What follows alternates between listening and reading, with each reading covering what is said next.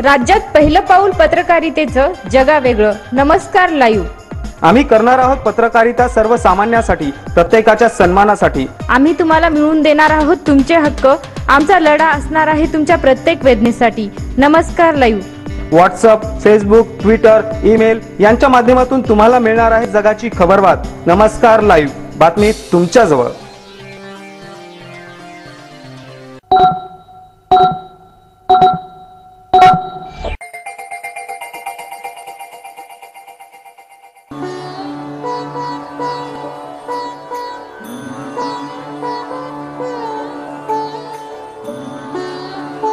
नमस्कार, मी भुजंग चव्हाण. आपण ऐकत आहात नमस्कार लाईव्हचं सकाळचं बातमीपत्र. सुरुवातीला हेडलाईन्स. नांदेडच्या राजकारणात खासदार अशोकराव खेळणार आणखी एक पॉवरबाज गेम. मन्याड भागात राजकीय उलथापालथींना वेग. मिलिंद देशमुख यांची आज नांदेड उत्तरमधून दाखल होणार उमेदवारी. भगव्या विरुद्ध भगवा रंगणार लढत. माधवराव किनळकर भोकरमधून तर मुक्तेश्वर धोंडगे लोहाकंदारमधून लढणार भाजपाची उमेदवारी. जिल्ह्यात मनसेचे 9 शिलेदार निवडणूक रिंगणात. नायगावमधून भिलवंडे घराण्याला न्याय. बापूसाहेबांना आघाडी तुटण्याचा मिळाला लाभ. पक्षाशी राहिले नाते अतूट. अमिताभ चव्हाण बबन बारसे आज दाखल करणार भोकरमधून आपले उमेदवारी अर्ज.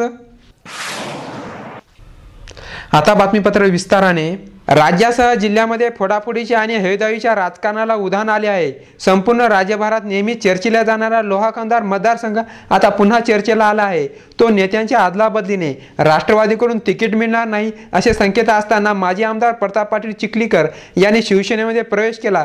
त्यानंतर राष्ट्रवादीचे विद्यमान आमदार शंकरअण्णा धोंडगे यांना राष्ट्रवादीचे तिकीट जाहीर झाल्याने त्यांनी 2 दिवसापूर्वीच राष्ट्रवादीकडून आपला उमेदवारी अर्ज दाखल केला. आता पुन्हा खासदार अशोकराव चव्हाणांनी माजी आमदार प्रताप पाटील यांना नामोहरम करण्यासाठी आमदार शंकरअण्णा धोंडगे आपल्या गोटामध्ये ओढण्याचा प्रयत्न केला आहे. आता पुन्हा खासदार अशोकराव चव्हाण यांनी माजी आमदार प्रताप पाटील चिखलीकर यांना राजकीय नामोहरम करण्यासाठी आमदार शंकरअण्णा धोंडगे यांना आपल्या गोटामध्ये ओढण्याचा प्रयत्न सुरू केला आहे. आज ते काँग्रेसकडून आपला उमेदवारी अर्ज दाखल करणार असल्याची चर्चा आहे. मात्र आमदार शंकरअण्णा धोंडगे यांच्याकडून कोणत्याही प्रकारची अधिकृतरित्या जाहीर झालेले नाहीये. लोह्याच्या राजकारणात माजी आमदार प्रताप पाटील चिखलीकर आणि माजी मुख्यमंत्री अशोकराव चव्हाण यांचे राजकीय हार्डवेअर नेहमी चर्चेला जाते. मागच्या लोकसभेला प्रताप पाटलांनी अशोकरावांना सहकार्य केले होते, त्याची परतफेड करणार की आमदार शंकरअण्णा धोंडगे यांना पाठिंबा देणार अशी चर्चा असताना 2 रात्रीमध्ये मन्याडच्या राजकारणात बऱ्याच उलथापालथी झाल्या आणि आता आमदार शंकरअण्णा धोंडगे आज काँग्रेसकडून आपला उमेदवारी अर्ज दाखल करणार या चर्चेला उधाण आले आहे.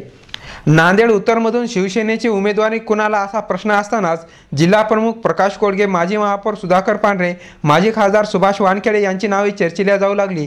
परंतु पक्षाने जुन्या नेत्यांना डावलून ऐनवेळी युवा नेते मिलिंद देशमुख यांची उमेदवारी जाहीर केली आहे. माजी खासदार सुभाष वानखेडे यांनी शिवसेना सोडून भाजपामध्ये प्रवेश केल्यानंतर भाजपाने त्यांना नांदेड उत्तरमधून उमेदवारी दिली आहे.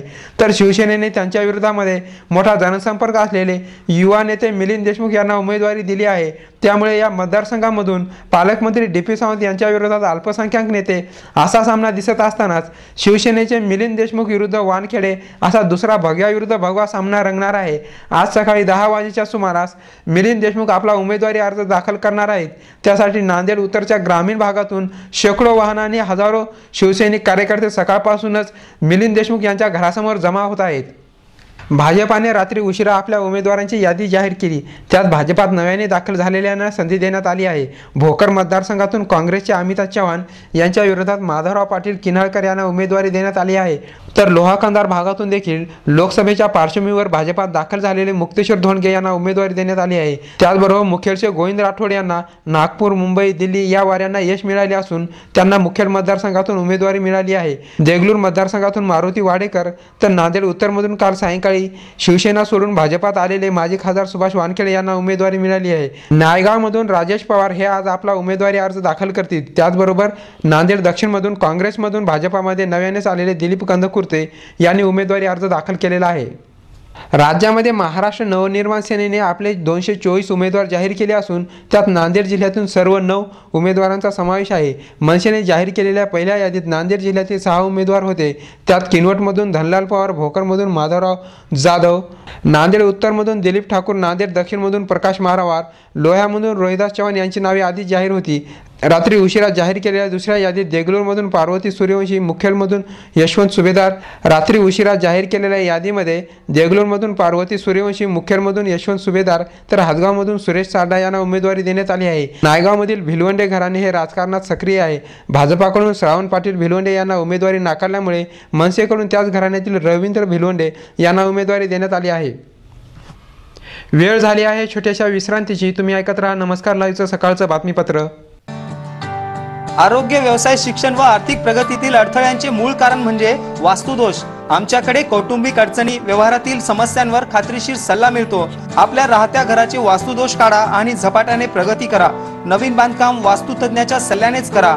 आमच्याकडे वास्तुविषयक सल्ला तसेच रत्न व रुद्राक्ष वापराबद्दल खात्रीशीर मार्गदर्शन मिळेल. संपर्क engineer Aniruddha Shirsat, 97 64 02 22 99.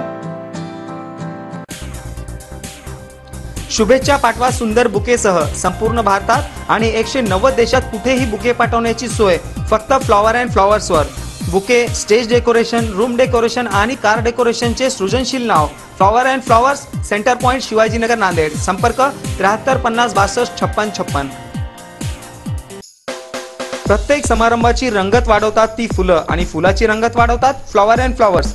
Wooden, ceramic आणि ग्लास फ्लॉवर पॉटसाठी तसेच स्टेज डेकोरेशन, रूम डेकोरेशन आणि कार डेकोरेशनसाठी संपर्क करा. Flower and flowers, Shivajinagar, Nanded. संपर्क 73 50 62 56 56. प्रत्येक कार्यक्रमाची रंगत वाढते आकर्षक स्टेज डेकोरेशननी. घर कार्याला शोभा येते सुशोभित मूर्ती आणि फर्निचर सजावटीने.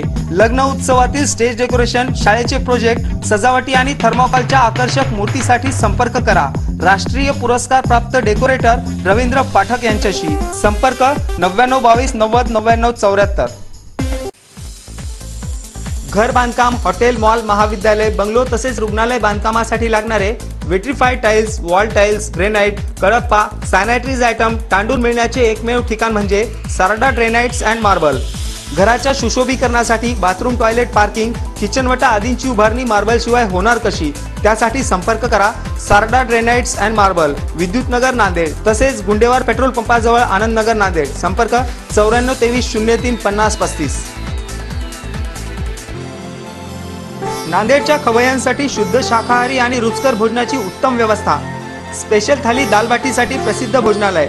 आमरस, श्रीखंड, गुलाबजामुन, मठ्ठ्याचा आस्वाद घ्यायचा असेल तर अवश्य भेट द्या. खमंग, चटपटीत आणि रुचकर जेवणासाठी सुंदामाता भोजनालयाशिवाय पर्याय नाही. सुंदामाता भोजनालय, जुना मुंडा, नांदेड. विश्रांतीनंतर पुन्हा एकदा आपलं स्वागत. नायगाव मतदारसंघ काँग्रेस आणि राष्ट्रवादीच्या आघाडीत कुणाला सुटणार हा प्रश्न असतानाच मुख्यमंत्री पृथ्वीराज चव्हाण यांनी काँग्रेसकडून आमदार वसंतराव चव्हाण यांचे नाव जाहीर केल्याने राष्ट्रवादीकडून याच मतदारसंघातून लढू इच्छिणाऱ्या बापूसाहेब गोरठेकर यांची मागील काही दिवसापासून झोप उडाली होती. त्यांनी उमेदवारीसाठी वेळप्रसंगी पक्षातून बंडखोरी देखील करण्याची तयारी केली होती, परंतु आघाडी तुटली आणि त्याचा फायदा बापूसाहेबांना झाला. पक्षाने जाहीर केलेल्या यादीत जिल्हाध्यक्ष बापूसाहेब गोरठेकर यांचे नाव जाहीर करण्यात आले आहे. डॉक्टर सुनील गायकवाड यांचे नाव नांदेड उत्तरमधून जाहीर झाले आहे. त्याचबरोबर किनवटमधून आमदार प्रदीप नाईक तर लोहाकंदारमधून आमदार शंकरांना धोंडगे यांचे नाव आहे. नायगावमधून श्रीनिवास देशमुख यांना उमेदवारी देण्यात आलेली आहे. भोकर मतदारसंघातून काँग्रेसकडून अमिता चव्हाण या आज आपला उमेदवारी अर्ज दाखल करतील. त्यांच्या विरोधामध्ये शिवसेनेकडून बबनराव बारसे हे देखील आपला उमेदवारी अर्ज दाखल करणार आहेत.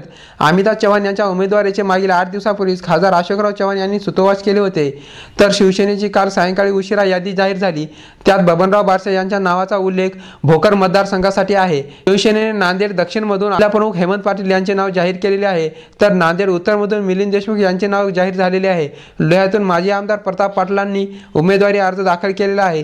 हदगाव हिमायतनगर भागातून नागेश पाटील आष्टीकर यांनी कालच आपला उमेदवारी अर्ज दाखल केला. नायगावमधून माजी जिल्हा परिषद अध्यक्ष बाबाराव येलमाडवाळ यांचे नाव आहे. त्याचबरोबर देगलूर मतदारसंघातून माजी आमदार सुभाष साबणे तर मुखेड मतदारसंघातून नागनाथ जळकोटे यांचे नाव आहे. आता बातम्या संक्षिप्त स्वरूपात. आज उमेदवारी अर्ज दाखल करण्याची शेवटची तारीख. दावेदारांची होणार गर्दी. ॲडव्होकेट शिवाजी माने यांना कळमनुरी मतदारसंघातून राष्ट्रवादीची उमेदवारी. शेवटी पुन्हा एकदा हेडलाईन्स. नांदेडच्या राजकारणात खासदार अशोकराव खेळणार आणखी एक पॉवरबाज गेम. मन्याड भागात राजकीय उलथापालथींना वेग. मिलिंद देशमुख यांची आज नांदेड उत्तरमधून दाखल होणार उमेदवारी. भगव्या विरुद्ध भगवा रंगणार लढत. माधवराव किनकर भोकरमधून तर मुक्तेश्वर धोंडगे लोहाकंदारमधून लढणार भाजपाची उमेदवारी. जिल्ह्यात मनसेचे 9 शिलेदार निवडणूक रिंगणात, नायगावमधून भिलवंडे घराण्याला न्याय.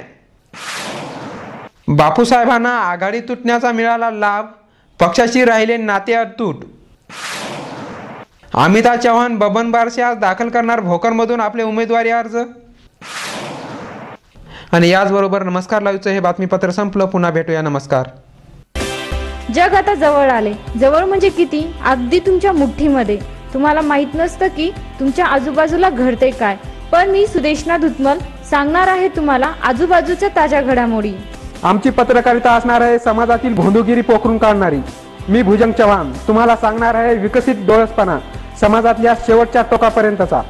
मी प्रशांत चलिंद्रवार तुम्हाला देणार आहे आज, आत्ता आणि ताबडतोब घडलेली प्रत्येक बातमी सखोल विश्लेषणासह. नमस्कार लाईव्ह बातमी तुमच्याजवळ.